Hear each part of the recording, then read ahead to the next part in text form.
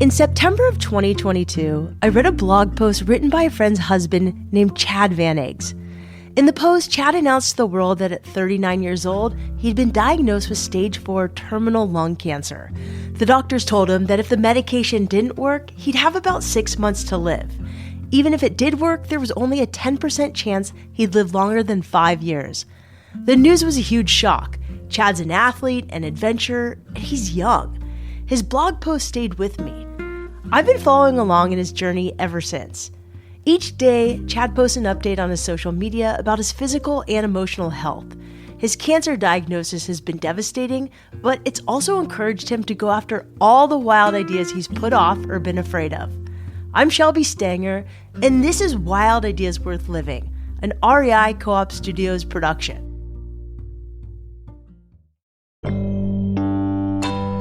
Chad is a surfer, runner, and all-around athlete. He works in tech sales and owns a flower farm in Ventura, California with his wife, Stacy. And the year and a half since his diagnosis, Chad has been living his wildest, most authentic life as he faces his own mortality. Cancer isn't the message, but it's been the vehicle that's pushed him to become what he calls physically and mentally elite. He's also sharing this journey with others in real time. Chad Vanags, welcome to Wild Ideas Worth Living. Thank you. I figured you'd just start and tell us a little bit about that post that I saw that everybody else saw that talks about your diagnosis. Yeah, I mean, for those who don't know, I was diagnosed with stage 4 lung cancer in July of 2022. Doctors told me I had 6 to 12 months to live if the medication didn't work. If it does work, it could work for like 10 years, or it could work for like 6 months. The average is only a year and a half. So that's the background on what's happening. And when I got diagnosed, my wife and I took 60 days to decide, are we going to be public about this or are we going to be private about this? Well, we decided we could be public and say, hey, look, if we're going to be public, we're going to go all in, right? We're just going to go all in this whole thing. And so I did this video where it gave context, basically saying, here's my diagnosis, right? The chances of living to 5 years is 14%. And I'm going to document every day how I'm becoming physically and mentally elite to heal and to be able to accomplish the things I still want to accomplish in the time I have left, in the hopes that I get 60 years, but also in my mind, maybe only 18 months. So I did that video and I scripted that out and I recorded it. I put it up. It went viral. And viral is craziness. It was like, it's been viewed like 5 million times. And I went from 2,000 followers to 148,000 followers in just like 30 days. And apparently it's been resonating because people are like, holy smokes, that's tough. And I want to maximize life too. So now every day I try to document something about how do we get the most out of this life that we have. So mentally, what have you done to sort of start training your mind? Because that's hard for all of us. Yeah, I mean, depending on what age you are, but I'm 40 now, right? I'm 40. And so we can look at thought patterns that have started developing at like the age of 15, right? You got to understand the way the brain works. It's like, it's called firing and wiring. You put a thought together and it'll create neurons in the brain that they'll link together. So for me, like, cancer forced me to really think about this stuff, right? It's thinking about thinking, right? It's like metacognition. Essentially, it's super meta, right? You're thinking about your thoughts. Because when you can analyze your thoughts and you can think about how that thought is serving you or not serving you, then that's when you first become aware and then you can break it. So the example is simply this. I had a thought and it was, I'm not where I'm supposed to be. Now, that thought had been happening my whole life, but in the background because I wired it and all of a sudden it's subconscious. Think about when you drive to work or the grocery store. You actually don't think about how to get there because it's so ingrained. It's the same thing with that thought. I thought it once, I thought it twice, I kept thinking it, and next thing you know, I don't even know it's happening. And so this idea of like, I'm not where I'm supposed to be is producing not only the wrong thought, but it's producing the wrong chemicals. It's called psychoneuroimmunology, meaning where your thought actually produces a chemical feeling. So you feel the thought. So if you're angry at something, you feel the anger. So when I started doing this mental work, I recognized that as one of the thoughts that was not serving me. Because when you are producing the wrong chemicals, the body goes out of homeostasis. It goes out of balance. And that's where destruction happens if you're in it too long. So I was like, okay, that thought's not serving me. I recognized it, and now I need to change it. And so now what I do is I step back and say, well, what would be the better thought that serves me? And so after doing some work on that, I come out of that mental work and I'm like, I'm actually right where I need to be. And so now instead of going through the day going, I'm not where I'm supposed to be or I'm behind, I now go, I'm right where I need to be. And when you change that thought and you recognize it, all of a sudden I feel differently. Now I think about I'm right where I need to be. And when you feel like you're right where you need to be, you create chemicals like dopamine and serotonin, which are good energetic chemicals. And now I can go throughout the day like, all right, I'm good. I think this is going to resonate with a lot of people. I mean, I think that all the time. And I think as adventurers, we suffer from serious FOMO all the time. All the time. We're always looking at people going to Kelly Slater's wave pool. Oh, you actually just went, which is awesome. And I'm stoked for you. Or, people climbing Everest. And, while you were talking, I just started saying, I'm exactly where I need to be. I'm exactly where I need to be. And I feel really good. And I think that's something we can all try right now, listening in our car or wherever we are listening to this on the trail. That's really cool. So that's really good advice. Is there any other advice you've taken recently that you're just giving to people that's almost as easy as this on how to be mentally fit? Because that's actually not easy. It's hard, but it's simple. You're right. It's the simplest thing, but it's the hardest thing. Here's why. People don't want to put the work in. I do this 2.5 hours a day. People think it's asinine. They're like, what? So I wake up somewhere between like at 5 a.m. or 5:30, something like that. And first thing I do is chug 25 ounces of water. You got to hydrate. I sit down, I put headphones on, and the first thing I do is I literally think about where my mind is. And then I start putting out like, okay, where does it need to be?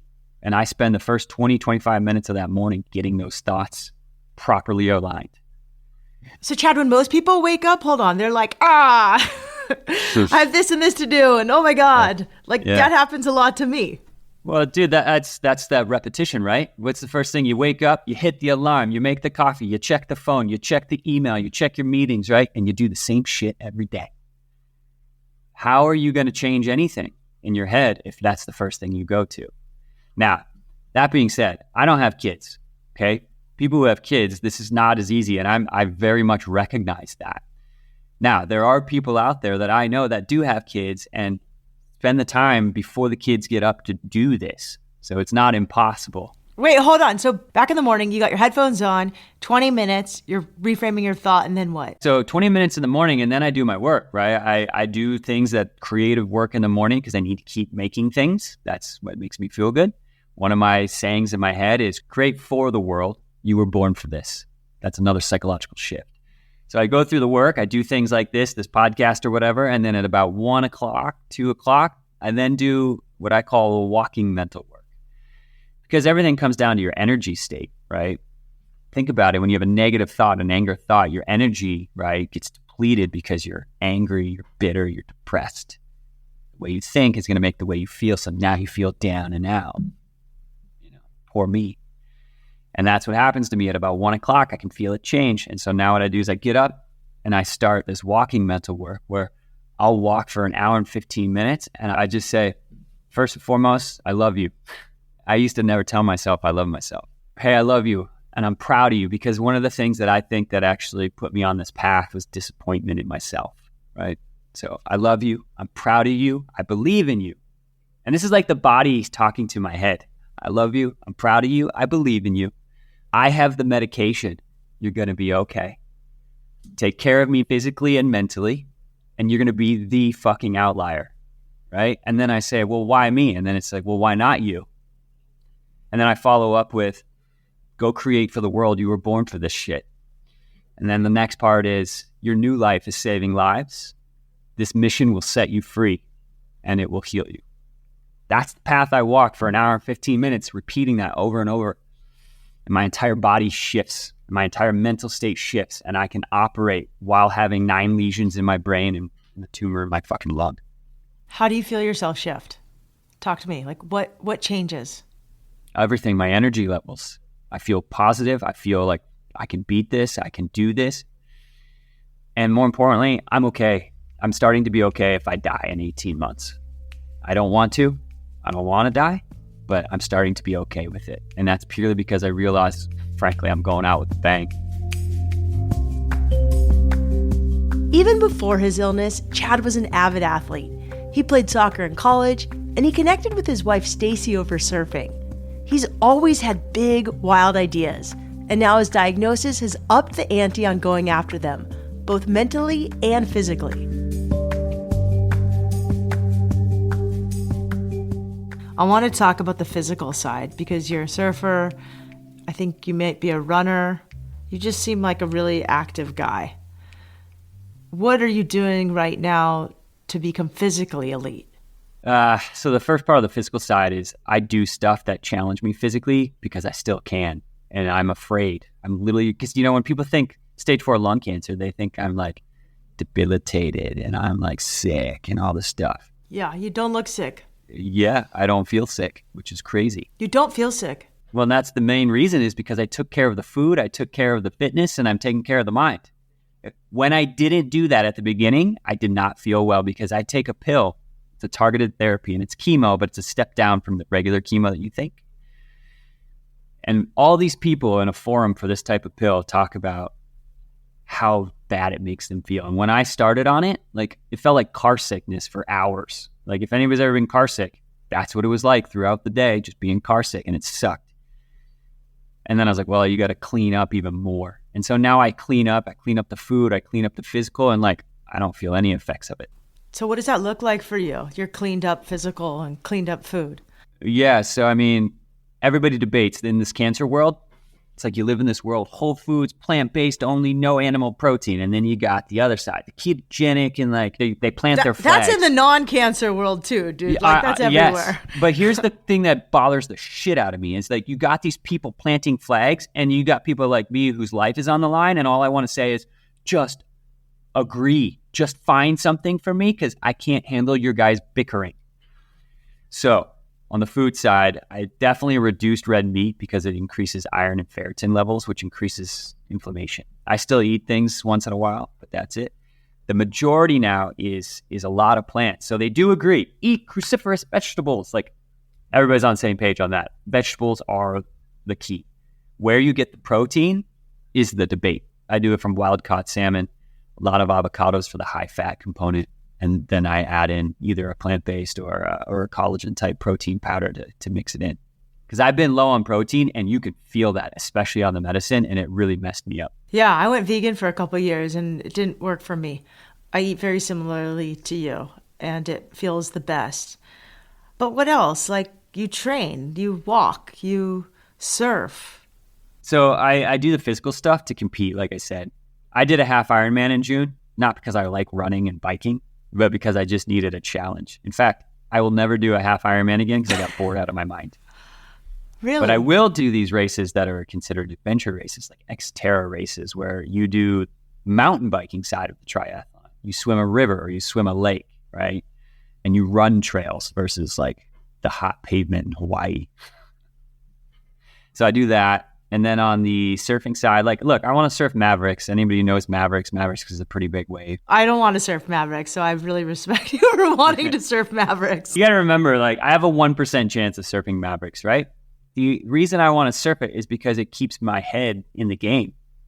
And, like, I have a real desire to surf it. I'm very well aware of the reality that it's going to be a low percentage chance. But I'm going to take the swing anyway. And so when I think that way and feel that way, that's what keeps me motivated to stay fit. Mavericks is a beach in Northern California where the waves can get to be anywhere between 25 and 60 feet tall, maybe more. To be able to surf there, athletes have to be incredibly skilled and do tons of training. Even if you're one of the most talented surfers, it's still tough to catch a wave at Mavericks. But right now for Chad, it doesn't matter if the chances of success are low, he's not afraid to try. When we come back, Chad talks about living spontaneously, throwing a dart at a map, and starting a you-pick flower farm. He also shares the latest update on his health.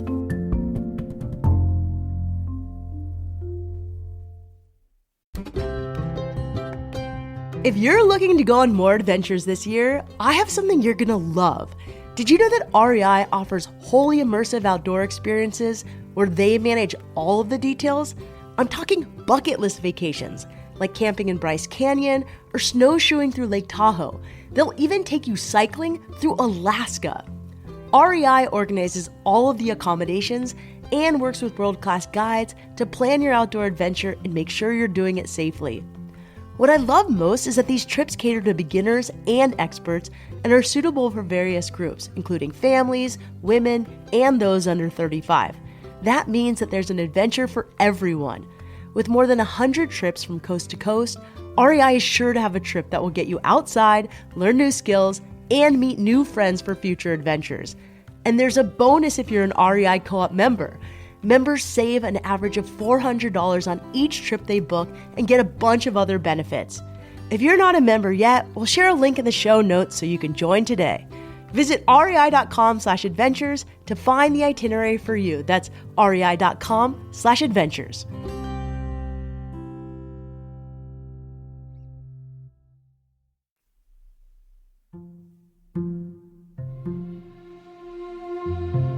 Chad Vanags is a man of incredible drive and ambition. When he was diagnosed with terminal cancer in 2022, he decided to optimize his mental and physical health. Every day he spends time centering his thoughts, repeating positive affirmations, and working out. As a result, Chad looks and feels incredibly healthy. It helps that he has a lot of goals and wild ideas to focus on. You get one shot at this life, man, and it's like, don't waste it. That's why I say I don't want to have any gas in the tank. I feel like too many people, when I say gas in the tank, call it potential.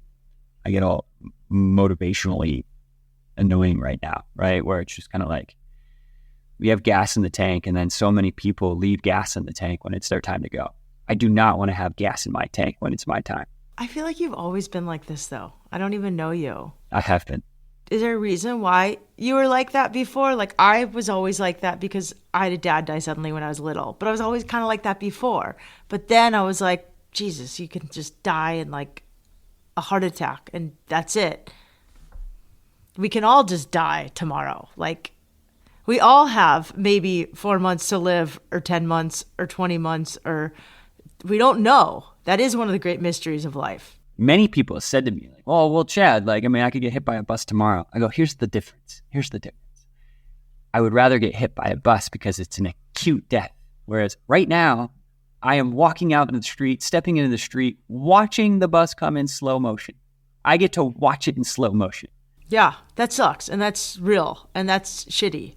But to answer your question, yes, I've been like this my entire life. In fact, my journal, I used to write every morning. My journal was titled the number of days until I died at 100. And I would just update it every month or so. So I'd say, all right, 31,677 days left before I die.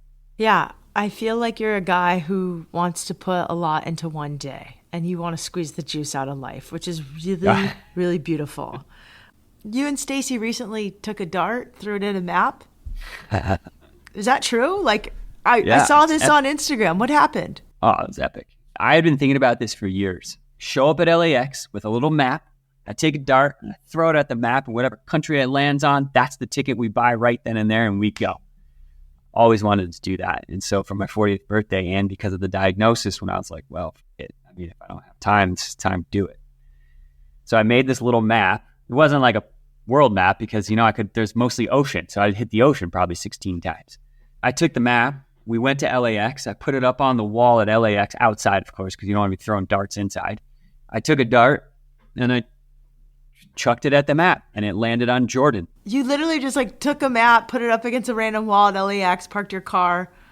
Yeah. Okay. Yeah. In fact, this was the best. Parked the car in the parking lot. Stacey and I packed for, it could have been cold. It could have been hot. So we had to pack for everything.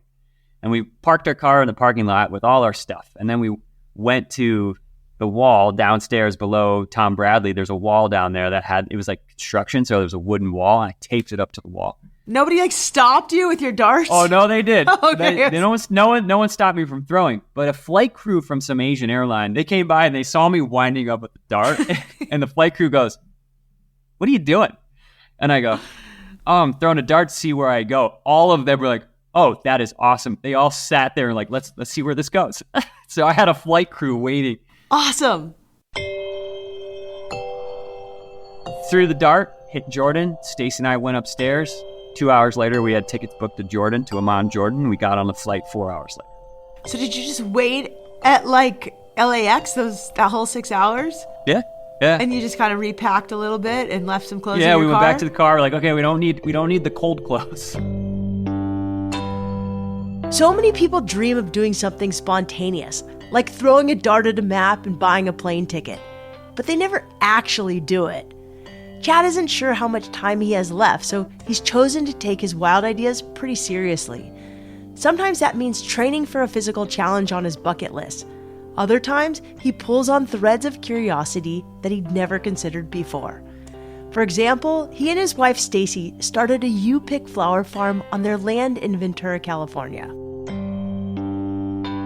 So you surf, you've got your mental game, and a couple years ago, maybe 2 years ago, I'm not exactly sure when, maybe before the pandemic, you and Stacy bought this piece of land in Ventura that you converted into a farm. So talk to me about how you guys became farmers, urban farmers, and started Tequila Farm, which is a great name, tea and tequila.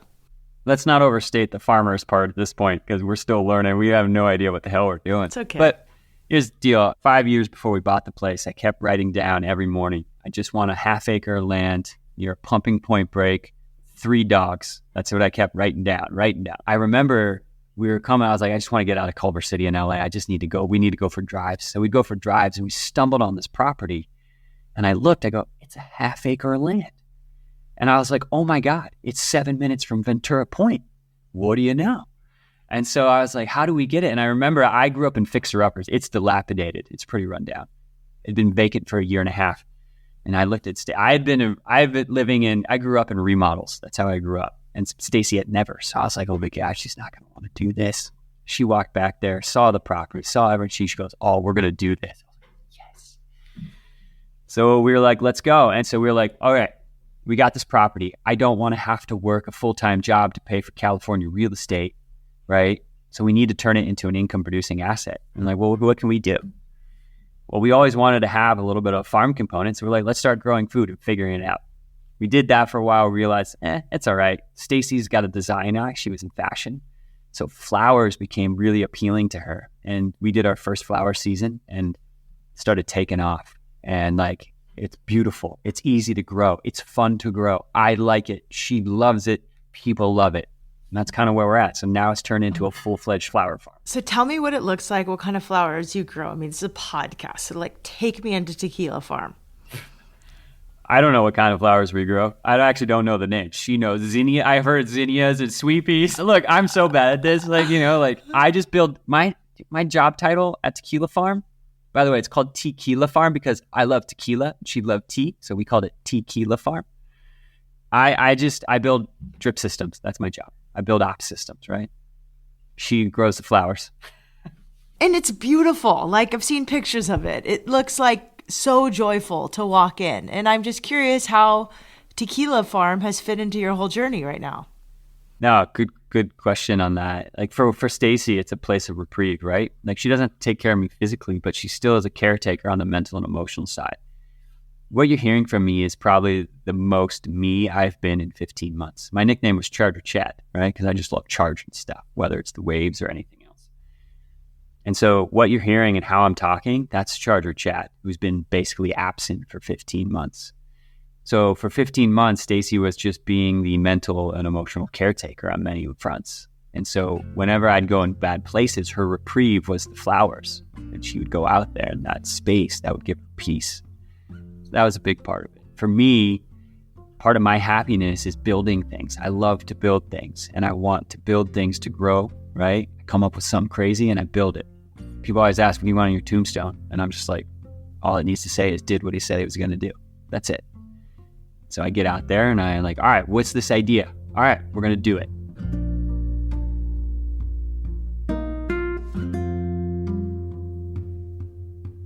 Your diagnosis, you surpassed what the doctor said, which is pretty awesome.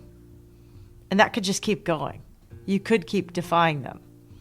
How is that going right now? Like, how is your health? Can I ask? Physically, I feel great. Mentally, I'm improving because of the work. So I have 9 lesions in my brain. And the last scan showed that 5 of the 9 increased slightly in size. Right? Only 1 is concerning. The rest are not urgent. But even that one that's concerning isn't also urgent. In fact, they haven't even messaged me to do the next step on whatever that is. So either they forgot about me or they're not worried about it. Okay. But here's on the flip side, my lung tumor went down by at least 30%, upwards of 50%. And it didn't, for 9 months, it stayed the same. So for it to go for 9 months of no change, down 30% or 40%, upwards of 50%, depending on the doctor you talk to, is baffling. And the doctor even said, we have no idea why this would happen. I have a hunch on why this happened. Yeah, you're doing the work. I'm doing the work. When your energy is down, you create the chemical process that destroys the immune system. But when your energy level is up, your cellular makeup is definitely in a more energetic state. So my hunch is it has something to do with that. So I feel great, but I got scans coming up in 60 days and I think about it and it scares the shit out of me. But right now I'm in a good place. This is why I'm racing and probably operating at 10x the levels that I normally operate. What do you want people who listen to this podcast, like, what else do you want them to know? I mean, you've dropped a million gems of wisdom. I took so much from this. This is what I want people to know. Like, happiness is all that matters. It's all that matters. I don't care what you do. Like, I'm a different person. I like to go do a lot of stuff that makes me happy. If you're just happy with your job that you have and your family that you have and all that, that's all I care about, right? But the minute you don't feel that happiness, and by the way, when I say happy, the goal is to be happy 80% of the time, because you can never be 100% happy because there's still shit like taxes and stuff, right? That's just not going to make you happy. So you're going to have the 20% BS.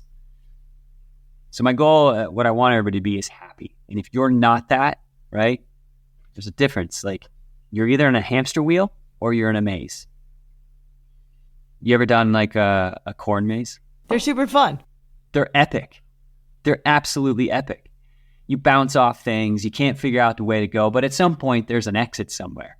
And it's fun. Mazes are fun. But if you're in a hamster wheel, you're just running in place, man. The next thing you know, time collapses. And 10 years went by. Where'd that go? So the first step is to find out if you're in a hamster wheel or if you're in a maze. Happiness is found in the maze, not in the hamster wheel. Chad Vanags, thank you so much for coming on the show.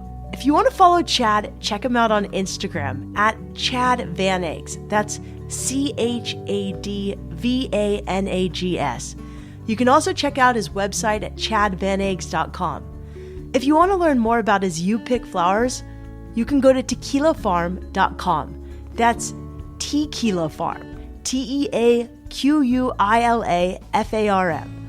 Finally, you can watch Chad's new documentary series, Uncharted Spirits, on YouTube. Wild Ideas Worth Living is part of the REI Podcast Network. It's hosted by me, Shelby Stanger, produced by Annie Fassler, Sylvia Thomas, and Sam Pierce-Nitzberg of Puddle Creative. Our senior producers are Jenny Barber and Hannah Boyd. Our executive producers are Paolo Motola and Joe Crosby. As always, we love it when you follow the show, take time to rate it, and write a review wherever you listen. And remember, some of the best adventures happen when you follow your wildest ideas.